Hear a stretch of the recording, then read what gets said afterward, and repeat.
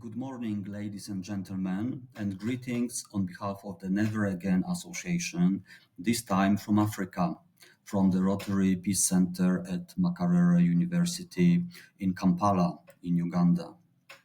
The Never Again Association has been engaged in the struggle against online hate speech since the early 2000s in the framework of initiatives such as the campaign Delete Racism and in partnerships with our friends and colleagues from the International Network Against Cyber Hate, the European Commission, and other organizations and institutions. We are proud to be partners of the SafeNet project.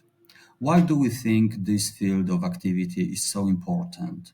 Why do we want to monitor and counter online hate speech?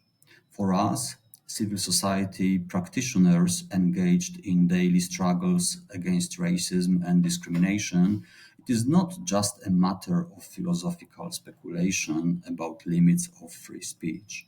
It is also, literally, a matter of life and death. All too often, time and again, we have seen the pattern of hateful rhetoric targeting minorities, vilifying groups of perceived enemies. This rhetoric is often employed and instrumentalized by political leaders and amplified by the social media platforms with little or no reaction from the social media companies. In fact, some owners of social media platforms openly sympathize and actively promote the hateful narratives of the far right. There is also an issue of unequal application of standards in the field of moderation between different countries and languages, also within the European Union. The ultimate consequences of online radicalization and hate speech online are deadly.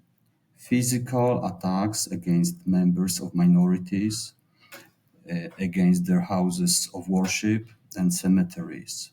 Words have consequences.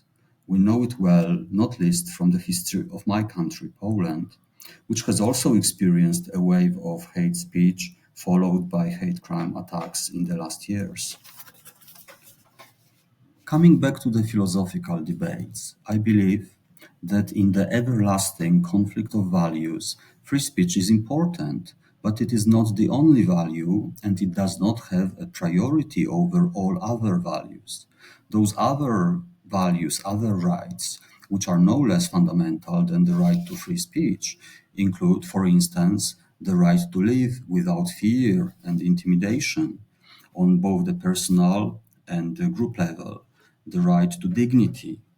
This is why the results of the SafeNet project are so important. This is why we are determined to continue our work in the field of monitoring, reporting, and eliminating hate speech online. Thank you.